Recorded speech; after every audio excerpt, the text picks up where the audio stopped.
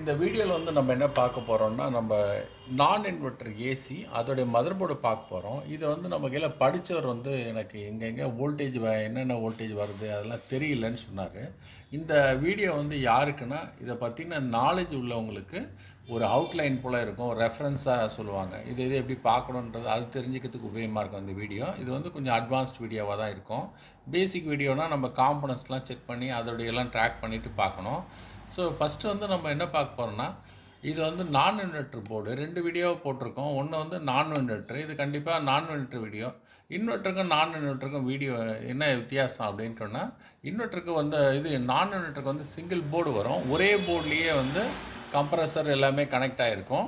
And வந்து AC compressor வந்து run ஆகும். அதில் வந்து டிசி கம்ப்ரஸர் யூஸ் பண்ணியிருப்பாங்க. சரிங்களா? இப்போ அதை வந்து ஒரு பேசிக்ஸ் வந்து எங்கெங்கே எப்படி செக் பண்ணணுன்றது மட்டும் சொல்கிறேன். நான் இன்வெர்ட்டரில் வந்து நம்ம டிரான்ஸ்ஃபார்மர் மாடல் போட்டிருப்பாங்க. இதில் வந்து நான் எத்தனை மாடல் இருக்கோ அதெல்லாம் எல்லாமே சொல்கிறேன். இதில் ஃபஸ்ட்டு வந்து டிரான்ஸ்ஃபார்மரோட பின் இங்கே கனெக்ட் ஆகிருக்கும். அதுக்கப்புறம் இதோடைய அவுட் வந்து இங்கே கனெக்ட் ஆகும். கனெக்ட் ஆகி இந்த இடத்துல பிரிட்ஜ் ரெக்டிஃபையர் வழியாக, பிரிட்ஜ் ரெக்டிஃபையரை நீங்கள் 4 டயட் போட்டாலே பிரிட்ஜ் ரெக்டிஃபையர் தான். ஸோ பிரிட்ஜ் ரெக்டிஃபையர் வழியாக போட்டிருக்காங்க. இங்கே வந்து 9 டயட் போட்டிருப்பாங்க. 4 நாளாக பிரிச்சுட்டு ஒரு டயட் எக்ஸ்ட்ராவாக போட்டிருப்பாங்க. இதில் என்ன யூஸ் பண்ணியிருப்பாங்கன்னா ரெகுலேட்டர் யூஸ் பண்ணியிருப்பாங்க. 7805 7812 2 ரெகுலேட்டர் யூஸ் பண்ணி இந்த பொலாரிட்டி கெப்பாசிட்டர், அதாவது டிசி கெப்பாசிட்டர் வழியாக ஸ்டோரேஜை க்ரியேட் பண்ணுவாங்க. சிம்பிளாக எஸ்எம்பிஎஸ் வந்து இதிலேயே க்ரியேட் ஆகிடுச்சு. இது வோல்ட் போர்டு. இது வந்து ஒரு மெத்தட் 1. இது வந்து நார்மல் டிரான்ஸ்ஃபார்மர். இது வந்து என்னென்னா நார்மல் டிரான்ஸ்ஃபார்மர் இதோடைய ரோல் என்ன அப்படின்னு கேட்டால், இந்த டிரான்ஸ்ஃபார்மருடைய ரோல் வந்து ஏசியாகவே கொடுக்குறது ஸ்டெப் டவுன் டிரான்ஸ்ஃபார்மர். அதாவது இதில் வந்து 12 வோல்ட் ஏசி வரும், 8.5 வரும். ஒயர் கனெக்டர் பார்த்தீங்கன்னா தெரியும் உங்களுக்கு, 4 ஒயர் இருக்குது. 2 ஒயர் வந்து இந்த பர்பஸ்க்கு எல்லோவுக்கு, ஒயிட்டுக்கு 12 வோல்ட் ஒன்று, அண்டு வந்து இது வந்து 8.5 ஒன்று ஏசி வோல்டேஜ். இது வந்து இன்புட்டோடைய கனெக்டர். ஆக்சுவலாக இந்த இடத்துல இந்த ஜாக் யூஸ் பண்ணுவோம். இதோட அவுட்புட்டை இங்கே கனெக்ட் பண்ணுவோம். டயட் வழியாக கன்வெர்ட் ஆகுது.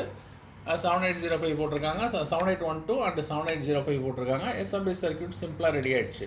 ஸோ இதில் வந்து எந்த ஃப்ரீக்குவென்சியும் ஹைக் பண்ணல. இது வந்து ஸ்டெப் டவுன் மட்டும்தான் பண்ணி தருது. இது ஓல்டு மாடல்லாம் அப்படி தான் யூஸ் பண்ணிகிட்ருப்பாங்க. இப்போது அதுக்கு அடுத்த வந்த ஜென்ரேஷனில் எப்படி வந்து மதர் போர்டு ரெடி பண்ணியிருக்காங்கன்றது பார்ப்போம். இது சாம்சங் உடைய நான் இன்வெர்ட்டர் போர்டு. பாருங்கள் எவ்வளோ சின்னதாகிடுச்சு. அதுக்கு இது இவ்வளோ பெருசாக இருக்குது, இது சின்னதாக இருக்குது. ஏன்னா காம்பனன்ட்ஸ்லாம் வந்து எஸ்எம்பி காம்பனன்ட்ஸ் யூஸ் பண்ணியிருக்காங்க. Multi layer board. இந்த பக்கம் காம்பனண்ட் வரும், இங்கேயும் வரும். இது வந்து சிங்கிள் லேயர், ஒரே ஒரு இது தான் வரும். சரியா? ரைட். இதில் பாருங்கள் ஏசி டு டிசிக்கு வந்து நம்ம என்ன யூஸ் பண்ணியிருக்காங்க, பிரிட்ஜ் ரெக்டிஃபையர் போட்டிருப்பாங்க. இங்கே திருப்பினீங்கன்னா தெரியும். இதில் பார்த்தீங்கன்னா பிரிட்ஜ் ரெக்டிஃபையர் இருக்குது. கன்வெர்ட் ஆகிட்டு கெப்பாசிட்டர் சீரீஸில் போட்டிருக்காங்க. சீரீஸில் ஒரு பேட்டரி போல் கனெக்ட் பண்ணியிருக்காங்க. கனெக்ட் பண்ணோன்னே இதில் வந்து ஏசி டு டிசியில் மெயினாக வந்து நமக்கு எவ்வளோ வோல்டேஜ் வரும்னா அதிகபட்சம் 325 வோல்ட் வரையும் வரும். அதாவது input into 1.414 times AC to DC convert ஆகிடும். எஸ்எம்பிஎஸ் இதில் வந்து நம்ம பார்த்தா ரெகுலேட்டர் பேஸ்டாக ஒர்க் ஆச்சு. சிம்பிளாக ஒரு ரெகுலேட்டர் பேஸ்டாக டயரை போட்டு கன்வெர்ட் பண்ணி ரெகுலேட்டர் யூஸ் பண்ணாங்க. பட் இங்கே வந்து டிஃப்ரெண்ட்டு. இங்கே வந்து ஹை ஃப்ரீக்வன்சி டிரான்ஸ்ஃபார்மர் யூஸ் பண்ணுறாங்க. ஹை ஃப்ரீக்வன்சி டிரான்ஸ்ஃபார்மர்னால் என்னென்னா, இது வந்து ஃப்ரீக்வன்சி வந்து அதிகமாக வரும் த்ரூ திஸ் ஐசி. இங்கே இருக்குது பாருங்கள், இந்த டாப் 252 இது போல் ஐசி யூஸ் பண்ணியிருப்பாங்க. ஃப்ரீக்வன்சி ஜென்ரேட் பண்ணும். இதோடைய மெயின் ரோல் என்ன அப்படின்னு கேட்டால், முதல்ல எஸ்எம்பிஎஸோட 300 லைன் வந்து ஒரு பின்னில் வந்துடும். இன்னொரு பின்னில் வந்து பார்த்திங்கன்னா நமக்கு இந்த ஐசி வந்து ட்ரெயின் டு சோர்ஸ் கனெக்ட் ஆகிருக்கும். சோர்ஸில் வந்து நம்ம கிரவுண்ட் இருக்கும், ட்ரெயினில் வந்து இன்புட் இருக்கும். அணைஞ்சு சாப்பிங் சிக்னல் பண்ணும்போது ஒரு பல்ஸ் ஜென்ரேட் ஆகும். இந்த பல்ஸ் ஜென்ரேட் ஆகிறது வந்து செகண்டரி வைண்டிங்க்கு வரும். வந்தோடனே இதில் 12 வோல்ட் வந்துடும். இந்த கெப்பாசிட்டியில் 12 வோல்ட் பெரிய கெப்பாசிட்டியில் வந்துடும். பேக் சைடில் என்ன பண்ணுவாங்கன்னா, இங்கே வந்து 7805 ஐசி போட்டு நமக்கு 5 வோல்ட் எடுத்துருவாங்க. அப்போ 12 வோல்ட்டும் வந்துடும் இந்த டயட் மூலிமா, அண்டு 5 வோல்ட்டும் ஜென்ரேட் ஆகிடும். ஸோ இதில் வந்து 12 வோல்ட் 5 வோல்ட்டு இப்படி தான் ஜென்ரேட் ஆகும். எஸ்எம்பிஎஸ் செக்ஷன்லேருந்து தான் இந்த போர்டுக்கு ஃபுல்லாக பவர் லைன் எல்லாமே வரும். ஸோ இதுதான் எஸ்எம்பிஎஸில் உள்ள வேரியேஷனு. ஸோ இப்போ வந்து பொதுவாக ஏசி போர்டு நான் இன்வெர்ட்டர் போர்டு எப்படி வேலை செய்யுது அப்படின்னு சொன்னால், இதான் மைக்ரோ கண்ட்ரோலரு. இதில் வந்து ஒரு ப்ரோக்ராம் எழுதியிருப்பாங்க. அந்த ப்ரோக்ராம் பார்த்தீங்கன்னா நமக்கு வந்து இது போல் இங்கே ஆக்சுவலாக வந்து இந்த இடத்துல இருக்கும். ஸோ இது போல் இந்த ஐசி பயாஸ்ன்னு சொல்லுவாங்க. பேசிக் இன்புட் அவுட்புட் சிஸ்டம். இது ஆக்சுவலாக என்ன சொல்லுவாங்க, கம்ப்யூட்டரில் பயாஸ்ன்னு சொல்லுவாங்க. இது வந்து EEPROM ஐசின்னு சொல்லுவாங்க, எரேசபிள் ப்ரோக்ராமபிள் ஐசின்னு சொல்லுவாங்க. இதில் தான் அதோடைய சாஃப்ட்வேர் வந்து இன்ஸ்டால் ஆகிருக்கும். ஒரு ப்ரோக்ராமர் வழியாக இந்த ஐசி வந்து எடுத்துக்கும், இந்த ப்ரோக்ராமை ரீட் பண்ணி அதன்படி ஆக்சஸ் ஆகும். ஜென்ரலாக இது ஏசி நான் இன்வெர்டர் போர்டு வந்து எப்படி வேலை செய்யுது அப்படின்னு பார்த்தீங்கன்னா, முதல் சென்சார் மூலிமா, coil sensor and room sensor மூலிமா டெம்பரேச்சரை மானிட்டர் பண்ணிவிட்டு அதுக்கு ஏற்ற போல் கம்ப்ரஸருக்கு தேவையான பல்ஸை கொடுத்து ரன் பண்ணுது. பிஃபோர் தட் முதல் வந்து ஒன்ஸ் சென்சாரோடைய செக் பண்ணுற மெத்தட் முடிஞ்சோடனே ஃபேனுக்கு போயிடும், லோயர் மோட்டருடைய ஃபேனுக்கு போயிடும். லோயர் மோட்டருடைய ஃபேன் செக்ஷன் எப்படி கொடுத்துருக்காங்கன்னு பாருங்கள். இங்கே இதில் பார்த்தீங்கன்னா இது போல் சுவிட்சிங் ஐசி கொடுத்துருக்காங்க. இதுக்கு முன்னாடி உள்ள போர்டில் இதில் என்ன இருக்கும்னா, ட்ரையாக்கு ஒரு எல்இடி இருக்கும். எல்இடி பிரைட் ஆச்சுன்னா ட்ரையாக் ஆக்டிவேட் ஆகும். ட்ரையாக் ஆக்டிவேட் ஆச்சுன்னா ரிலேயோடைய வோல்டேஜ், அதாவது ஃபேஸோடைய வோல்டேஜ் வந்து நமக்கு எங்கே வரும்னா, ஃபேஸோடைய வோல்டேஜ் நம்ம ரன்னிங் காயிலுக்கு வந்து ரன்னிங் காயிலுக்கு வரும். அதாவது இந்த நடுப்பின், இந்த கனெக்டர் இருக்குல்லையே, அந்த நடுப்பின்னில் ஆக்சுவலாக வந்து இந்த கெப்பாசிட்டர் வந்து எப்படி கனெக்ட் பண்ணியிருக்காங்கன்னு பார்த்தீங்கன்னா, ஒரு சைடு வந்து ஒரு சைடு ஸ்டார்டிங் காயில், ஒரு சைடு நியூட்ரல் டைரெக்டாகவே கனெக்ட் ஆகிடும். ஸ்டார்டிங்க்கு வர்றது மட்டும் எப்படின்னா, ரன்னிங்கோட நடுப்பின்ல வந்து சப்ளை வந்து ஸ்டார்டிங் காயிலுக்கு வரும். ஸ்டார்டிங் காயிலுக்கு வரும்போது அந்த பின் கெப்பாசிட்டரில் கனெக்ட் ஆகிருக்கும். ஸோ இந்த கெப்பாசிட்டர் போதுமான சார்ஜை ஸ்டோர் பண்ணி மோட்டருக்கு ட்ரைவ் பண்ணோம். நிறைய நேரத்தில் இந்த கெப்பாசிட்டர் தான் ஃபால்ட் இருக்கும். ஏன்னா ப்ரிலிமினரியாக இருக்கிற இடம் வந்து இங்கே கெப்பாசிட்டர் இருக்கிறதுனால இதில் ஃபால்ட் வரும். அதுக்கு அடுத்த ஸ்டேஜில் வந்து பார்த்திங்கன்னா இந்த ஐசியோட ரோல் என்னென்னா, கண்ட்ரோலர் என்ன சொல்லுதோ அந்த ஸ்பீடில் நம்ம ஹை மீடியம் லோன்னு வைக்கிறோம் இல்லையா, அதுக்கேற்ற போல் சிக்னல்ஸ் வந்து மைக்ரோ கண்ட்ரோலர்லேருந்து வரும். வரக்கூடியது வந்து நமக்கு இங்கே ரன்னிங் காயிலுக்கு வருது. ரன்னிங் காயிலுக்கு வரக்கூடியதை வந்து நம்ம ஸ்டார்டிங் காயிலுக்கு வரும். ஸோ இதை பேஸ் பண்ணி இது ரன் ஆகுது. ஸோ இது வந்து ஒரு மெத்தடு. இது வந்து நடுநிலையில் உள்ளது. இப்போ இதுக்கு ரொம்ப ஓல்டு போர்டுன்னு பார்த்தீங்கன்னா, ரொம்ப ஓல்டு போர்டுன்னா இந்த போர்டு. இதில் பார்த்தீங்கன்னா எப்படி கொடுத்துருக்காங்கன்னா, இது போல் ட்ரையாக் யூஸ் பண்ணியிருப்பாங்க.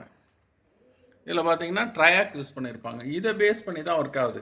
இதே தான் இதுக்கு அடுத்த லெவலில் நம்ம முன்னாடி போர்டில் பார்த்ததில் வந்து ஒரு ஐசியாக ஃபார்ம் பண்ணியிருக்காங்க. அதுக்கு முன்னாடி ட்ரையாக் யூஸ் பண்ணாங்க. ட்ரையாக்குன்ற காம்பனண்ட்டுடைய ரோல் என்ன அப்படின்னு சொன்னால், ஏசி டு ஏசி வந்து பாஸ் ஆகும். யூஸ்வலாக ஒரு டிரான்சிஸ்டர் போல தான் வேலை செய்யும். பட் வந்து ஏசி டு ஏசியாக பாஸ் ஆகும். இங்கேயும் கெப்பாசிட்டர் கொடுத்துருக்காங்க. அதே போல் கெப்பாசிட்டர் தான் ஸ்டார்டிங், ரன்னிங், காமன் 3 இது பின்னுக்கு கொடுத்துருக்காங்க. ஸோ இதுதான் இந்த ஃபேன் மோட்டர். இது ரொம்ப ஓல்டு. இதுக்கு முன்னாடி பார்த்தது வந்து மீடியம் சைஸ் போர்டு. அடுத்த லெவலில் உள்ள நான் இன்வெர்டர் போர்டு எப்படி இருக்குது பாருங்கள். இதுலேயும் அதே 3 காயில் தான். ஃபேனுடைய மோட்டர் வந்து மாறாது, அந்த டிவைஸ் ஓகே தான். இந்த ரன்னிங் காயிலுக்கு மட்டும் என்ன யூஸ் பண்ணியிருக்காங்கன்னா, ரிலே யூஸ் பண்ணியிருக்காங்க. ரிலேயோடைய என்சியில் வந்து ஃபேஸ் இருக்கும், நியூட்ரல் இது இன்னொரு சைடில் வந்து NO, அதாவது நார்மலி ஓப்பனில் வந்து ரன்னிங் காயில் கனெக்ட் ஆகிருக்கும். இப்போ வந்து ரிலேக்கு வந்து தேவையான சிக்னல் 12 வோல்ட்டு. அதாவது இந்த 12 வோல்ட் வந்து நமக்கு இங்கே இதிலேருந்து, அதாவது எஸ்எம்பிஎஸ்லேருந்து வரும் 12 வோல்ட்டு. கண்ட்ரோலர்லேருந்து நெகட்டிவ் பல்ஸ் வரும். நெகட்டிவ் பல்ஸ்னால் கண்ட்ரோலர்லேருந்து டைரெக்டாக வராது. இந்த ஐசிலேருந்து ULN ஐசிக்கு போவோம். ULN 2003 ஐசிக்கு போவோம். அதில் இருந்து தான் லோ வோல்டேஜ் வரும். ஹை லோ டிஃப்ரென்ஸ்லேருந்து பொட்டான்ஷியல் டிஃப்ரென்ஸை பேஸ் பண்ணி ரிலே ரன் ஆகும். ரிலே ரன் ஆச்சுன்னா அந்த சப்ளை வந்து என்ன, நார்மலி க்ளோஸ்டாக இருக்கக்கூடியது நார்மல் ஓப்பனுக்கு போகும். ஓப்பனுக்கு போச்சுன்னா ரன்னிங் காயிலுக்கு வோல்டேஜ் வரும். அதை பேஸ் பண்ணி இந்த ஏசி மோட்டார் ரன் ஆகும். ஸோ இதுதான் அடுத்த லெவலில் உள்ள அட்வான்ஸ்டு போர்டு. அதோட நான் இன்வெர்டர் ஸ்டாப் ஆகிடுச்சு. அதனால் அதுக்கப்புறம் உள்ளதெல்லாம் BLDC அண்ட் வந்து UVW மோட்டார், அது போல் இன்வெர்டர் போர்டில் எடுத்துகிட்டு வந்துட்டாங்க. சரிங்களா? மற்றபடி ஸ்விங் மோட்டரு அதுக்கெலாம் கூட இது போல் இந்த ULN ஐசி தான் யூஸ் பண்ணுவாங்க. 12 வோல்ட் இன்புட் கொடுத்துருவாங்க. லோ வோல்டேஜ் வந்து மீதி 4 பின்னில் வரும். கண்ட்ரோலர் 2003 ப்ளஸ் வந்து ஸ்விங் மோட்டார், அது இந்த மாடலில் வரும் இது. சரிங்களா? இப்போ வந்து இதில் வந்து பார்த்தீங்கன்னா நம்ம ரிலே யூஸ் பண்ணியிருக்காங்க. ரிலேயோட ஜென்ரல் இன்புட் வந்து மெயினோட இன்புட் வந்து உள்ளே வந்துடும். இதோட அவுட்புட்டு தான் வந்து நமக்கு எங்கே போகும்னா, இதுக்கு கம்ப்ரஸருடைய வைண்டிங்க்கு போகும். ஆனால் இது எப்போ ஆன் ஆகும் அப்படின்னு சொன்னால், ஃபஸ்ட்டு வந்து மைக்ரோ கண்ட்ரோலர் ஆன் ஆகும். ஆன் ஆன உடனே கம்ப்ரஸர் சென்சாரை சென்ஸ் பண்ணோம், ஃபேன் மோட்டரை ரன் பண்ணோம். ஃபைனலாக வந்து ஒரு 3 மினிட்ஸ் கழித்து தான் கம்ப்ரஸர் ரன் ஆகும். ஸோ கம்ப்ரஸர் ரன் ஆகும்போது இந்த லைன் வந்து அவுட்புட்டாக வெளியே வரும். அதுக்கான சிக்னலை கொடுக்கறது யாருன்னு பார்த்தா இந்த கண்ட்ரோலர் தான். இந்த கண்ட்ரோலர் இந்த யூஎல்என் ஐசிக்கு கொடுக்கறத பேஸ் பண்ணி இந்த அவுட்புட் வரும். ரிலேயில் ஒரு பக்கம் 12 வோல்ட் இருக்கும், நெகட்டிவ் வோல்டேஜ் லோ வோல்டேஜ் வந்து இந்த ஐசிலேருந்து டெலிவர் ஆகும். இதை பேஸ் பண்ணி ரன் ஆகும். இங்கே கம்யூனிகேஷன்றது என்னன்னா டைரெக்டாகவே இந்த கண்ட்ரோலருக்கும் ரிலே சர்க்கியூட்டுக்கும் ஒரே கனெக்டிவிட்டி இருக்குது, ஒரே போர்டுன்றதுனால கம்ப்ரஸருக்கு இமிடியேட்டாக கமாண்ட் கொடுக்குது. இதே இதுதான் மெயினான டிஃப்ரென்ஸு. நான் இன்வெர்ட்டருக்கும் உள்ள டிஃப்ரென்ஸ் என்னன்னா அது டிஜிட்டல் பல்ஸ் ரன் ஆகுது. இது வந்து அப்படியே ஏசியோட சப்ளைவே கன்வெர்ட் ஆகிடுது. அப்போ நமக்கு 50 ஹெர்ட்ஸ் தான் கிடைக்கும் ஃப்ரீக்வன்சி, அப்படியே ரன் ஆகிடுது. அண்ட் வந்து டைமிங்க்கு ஏற்ற போல் வேரியேஷன்லாம் அதிகமாக மாற்றம் வந்து இதில் இருக்காது. சரிங்களா? அதில் வந்து எவ்ரி டைம் கூலிங் வேரியேஷன் வர உடனே அப்கிரேட் பண்ணிக்கிட்டே இருக்கும். அது வந்து பவர் எஃபிஷியன்சிக்கும் யூஸ்ஃபுல்லாக இருக்கும். அதே டைமில் நமக்கு அந்த கூலிங் ட்ராப் ஆகாத மேனேஜ் பண்ணுறதுக்கும் ரொம்ப யூஸ்ஃபுல்லாக இருக்குது. இதான் இன்வெர்ட்டருக்கும் நான் இன்வெர்ட்டருக்கும் உள்ள வித்தியாசம். டிஜிட்டல் சிக்னல்ஸு ப்ளஸ் வந்து கம்யூனிகேஷன் ஒரு தனி லைன் இருக்குது. சரிங்களா? அதை வந்து நம்ம தனி ஒரு வீடியோவாக பார்ப்போம். சரிங்களா? தேங்க்யூ.